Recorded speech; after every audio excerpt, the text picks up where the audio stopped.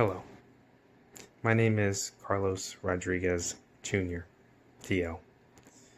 I'm a resident doctor here at Orange Regional Medical Center. I'm an intern in the Transitional Year Residency Program under Dr. Christian Castro-Nunez. And I'm here to talk to you about a research study, Inpatient Predictors for Home Opioid Initiation or Escalation in the peri-amputation period. Well, that's a lot, but what it's basically saying is this study was a 1-year retrospective study going through charts through the EMR, looking at predictors for pain increase or pain management increase, particularly opioid increase on discharge. And we're looking at particularly the amputee population. There were 112 cases of amputation in a 1-year period here at Orange Regional Medical Center. Of those 112 cases, roughly half of them went on to a higher level of opioid regimen on discharge.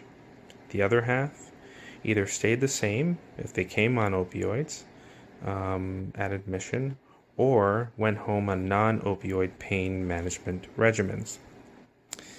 And so we have about a 50-50 split in that population. And we were looking at what are we doing differently in one patient group versus the other. In other words, is there anything we can do differently in our hospital course? Are there any predictors in the patient's demographic or comorbidity information that can lead us to be a little bit more judicious in our opioid prescribing?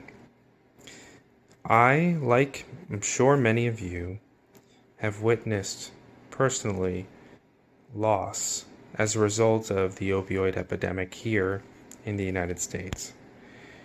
And I think it's certainly, we've all heard of this opioid epidemic that's been going on for some time now.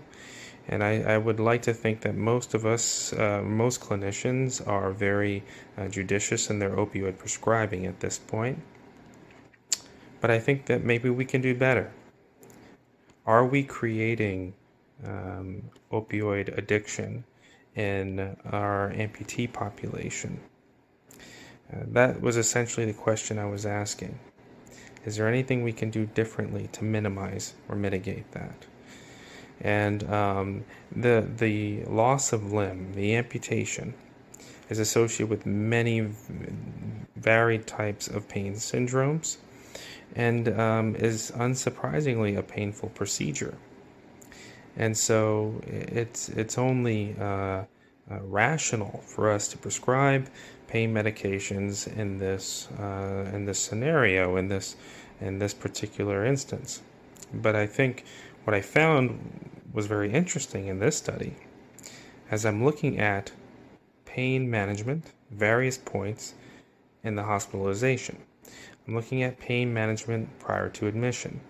What is the patient on before they come in?